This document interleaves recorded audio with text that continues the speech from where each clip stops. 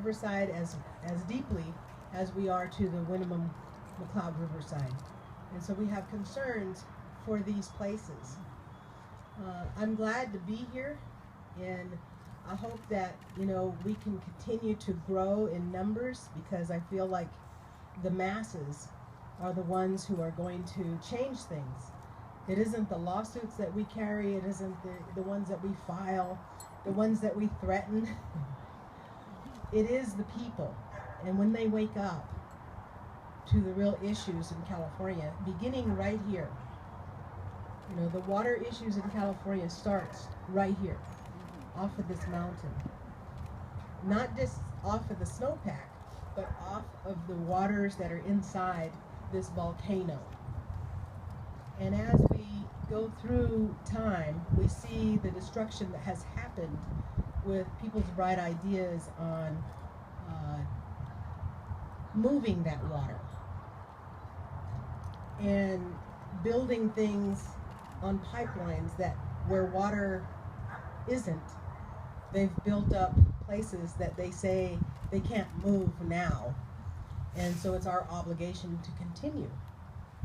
But that being understood, we don't have an obligation to continue building more communities in the desert where there isn't. We stand for that mountain, and we sing for that mountain too, because it's connected.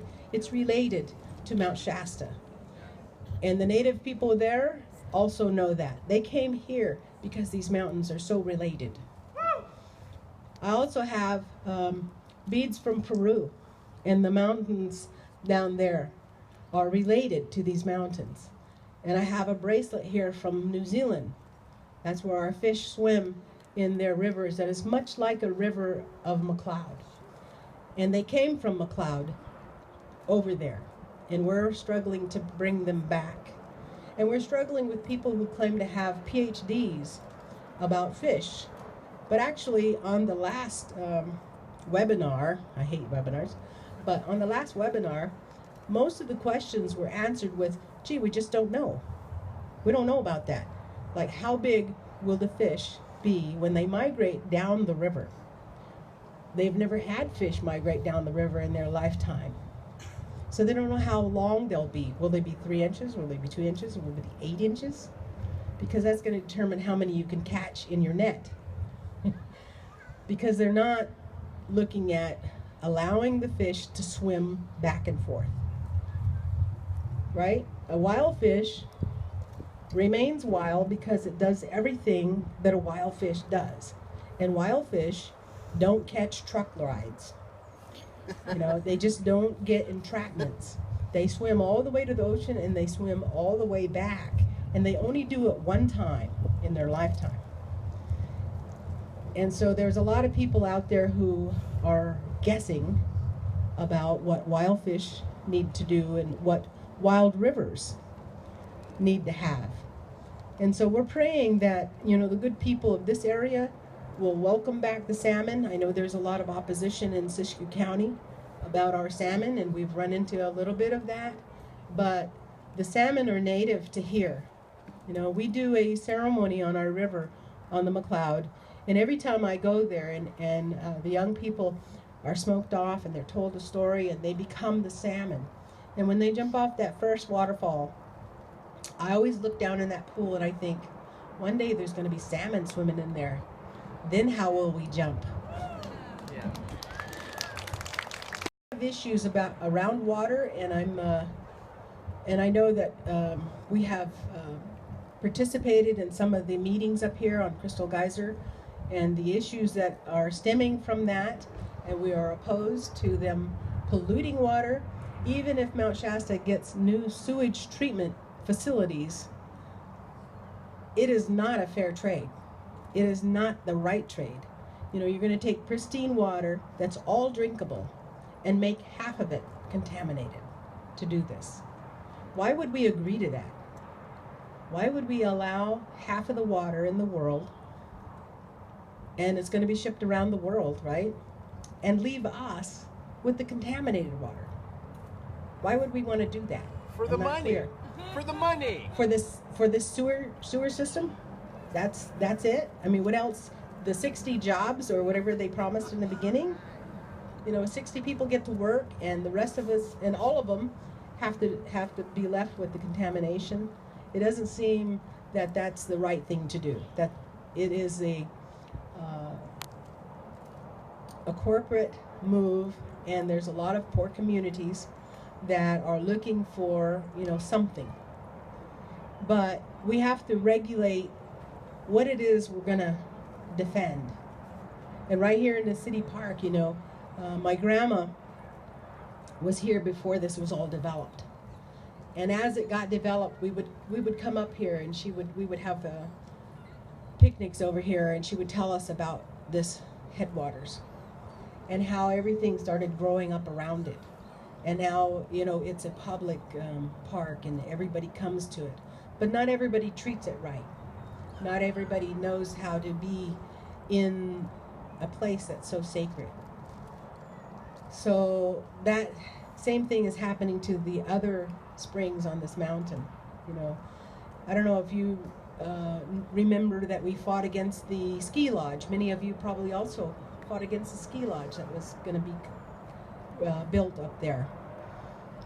And when we pointed to the spring at that time and said, this spring is sacred to us, because the archaeologists couldn't find any evidence of any indigenous peoples in the area. And we said, we had to say at that point that the spring is so sacred that we don't go there all the time. We leave nothing behind. We put nothing in the water. We don't even take water right in the headwaters. That's where we leave our songs for this mountain, for the spirit beings that are up here on the top, for the ones that come out from inside Mount Shasta, that we should not be touching that water right there, because it's so sacred. It's for the sacred beings. It's not for us. It's for us to honor and to show them that we respect it. We always collect our water downstream. We never get in that water, never get in that pool. But over the years, it kind of makes me sad that we have had to put the rocks like they are now. I mean, if you've been up there, it looks like a wishing well.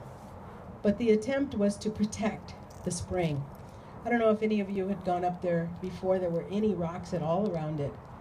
And people would let their dogs get in it, and they would sit around it, and they camped all over the meadow, and pretty soon the meadow was dying.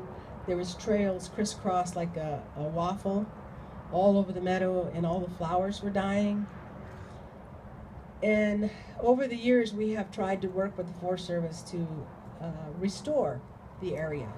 And right now, people for the first time, if they go into the meadow and they see all the flowers blooming, which is nice, it's beautiful, but nothing compared to what it was in the 60s, in the late 50s.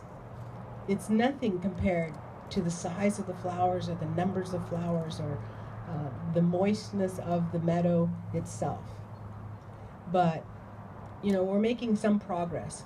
But at the same time, the water is having a hard time bubbling up. It doesn't bubble like it did before. And to us, that means the waters of the world are sad. And they can choose to come up wherever they want to. That's the beauty of volcanoes. And one of the reasons that we went to Mauna Kea is that Lake Waiau is one of those places. Lake Waiau is a lake from the volcanic waters. And it was drying up. And our spring was drying up. And there are many lakes in the world that were drying up. And this is a message to us, a message around the world that we should not take lightly, that we should do everything that we can, because nothing can live without water. And man cannot make water. Right now he's thinking about, in this drought bill, we're going to desalinate the ocean, right? Because we need more water, as if the ocean is out of balance and it has too much fresh water, and we're going to take it off of there. It's like Creator put these things in perfect harmony. And whatever fresh water is in the ocean is related to the waters up here. Without the twin tunnels, they're going to ship water to these 5 new communities to build for the 5 million people coming to California to live in these fragile desert areas that have no water of their own. And so the groundwater up here is at risk of being transported. The Shasta Dam is at risk of being built higher, and it has to be built higher. If they build the twin tunnels, it has to be built higher to have more water to transport. Otherwise, they're transporting the same amount of water they have all the time, right? But the tunnels are big enough to divert the entire Sacramento River. They say that they won't, and I ask them, what keeps you? Why would you build tunnels? Isn't that a waste of money to build tunnels big enough to divert the entire Sacramento River if you're not going to divert it? And what keeps you from diverting it? Because their motto is, every drop of water to the ocean is a wasted drop, right? And they said, well, we don't have the permit. It's like, oh, so you're going to spend all this money to build these tunnels too big for the amount of water that you're going to ship, because one day you will have that permit to divert the entire river, which is the end of our salmon populations totally, of all the rivers in California. So the Delta is one of the largest estuaries on the Pacific coast. And what does that mean to us way up here in the North State? You know, the largest estuary on the Pacific coast. This is one of the most sacred mountains in the world. This water comes from a sacred place. You know, and when we talk about that, we have to realize that we are just small little people, and these things were put in place by the Creator for the benefits of not just here, not just California, but they're connected throughout the world. And whatever happens to our estuary here, if we kill that estuary, what does that mean? Is there a scientist alive today that can tell you and promise you that nothing bad will happen if we kill the estuary? And when we cut off the fresh water to an estuary, it's no longer that, right? It's just a bay, or it's just an inlet from the ocean. The nursery that's there disappears. What does that have to do with the estuaries up along the Pacific coast all the way to Russia? You know, it's a bigger thing than what our scientists want to lead us down that road to do. But the unanswered questions that science cannot even fathom what it might be comes from traditional knowledge of years and years. You know, I don't know if you've seen the post lately, but they just found out that the tribal peoples have had a relationship with salmon since the Ice Age. How about that? Since the Ice Age, right? From me, because we have no salmon in our river now, acting like I don't know nothing about salmon, right? But all of our songs and our stories and our traditions and our histories have to cover all of that about salmon. And we still get salmon, not from the Sacramento River though, because those salmon are so probed and hatchery designed that we go to our neighbors in Hoopa and Karuk area to get salmon. And you know, we went clear around the world to dance for those salmon from our river in New Zealand. And we danced for them over there to help bring them home to our river where they belong. But we don't dance for the Sacramento River salmon because they're not really salmon in our eyes anymore. They have changed. They have been so hatcheryized. You know, they milk them and breed them and mix them, and they have come up with this same size salmon, right? You don't see an 85-pound salmon or 100-pound salmon anymore. They think that a 45-pound salmon is really big, but it never used to be, you know. That wasn't the big ones. And so now we have convinced the people that we know how to deal with salmon, right? They're doing a pilot project on salmon, 3 years. And I said, well, we're opposed to you putting any of the Sacramento River salmon into the McCloud River. That river is still pristine. It is still a beautiful river. And those salmon don't belong in that river. When we have a choice, we have the option to bring home the same DNA salmon that left here, to put them back into the same river as they swim in now. The Sacramento River is nothing like the McCloud River. And salmon swimming in the Sacramento River will not survive in the McCloud River. They're not conditioned for the jumps. They're not conditioned for the aerated waters of the cold. They're not conditioned for any of that. But the McCloud River salmon in New Zealand, they are, because that river is just like the McCloud River. And so that's the best ones. And this is the only option in the whole state. The Shasta Dam is the only one that has the option of bringing back the native salmon that left here. All the other rim dams have to use the Sacramento River salmon. So why wouldn't we want to do that? Why wouldn't we want to do that? But the real thing is, why don't they want to build the swimway so that these fish don't catch a ride on a truck? It's like, they're not going to be wild if they catch a ride on the truck. And it's a failing program anyway. If it wasn't the failing program, they'd have all the salmon they needed in the Sacramento River, right? They're going to build the Shasta Dam higher to make cold water to have more salmon. The cold water pool has not produced the projected amount of salmon that it was intended in the first place. So why would more cold water produce more salmon? It doesn't make sense. The upper reaches of the McCloud and the Sacramento River are the spawning areas that the salmon need to come to, and that's where the natural cold water is. The places like Crystal Geyser and the other water bottling companies already in place are detriment to the cold water pools, or they are detriment to the drought system here in California. When we allow water bottling companies to come in, bottle up the water, and ship it around the world while we're in drought, why would we do that? It doesn't make sense. And they have no restrictions. Just like the corporate farms have no restrictions on their water use, while all the towns are cutting back by 25 to 31%, right?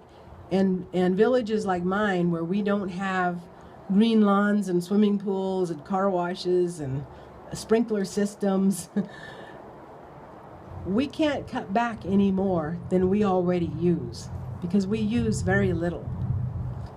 So the issues that we have here going on, I'm hoping more people will show up and stand up and speak up for these things that is going to affect all of us, the entire state.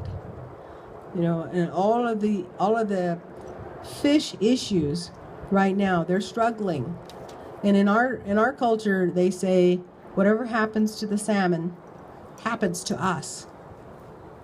And so when the Shasta Dam went in, the fish were blocked from the river.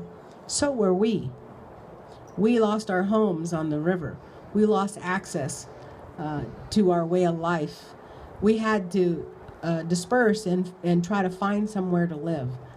And the salmon died at the bottom of the dam. Hundreds of thousands of salmon died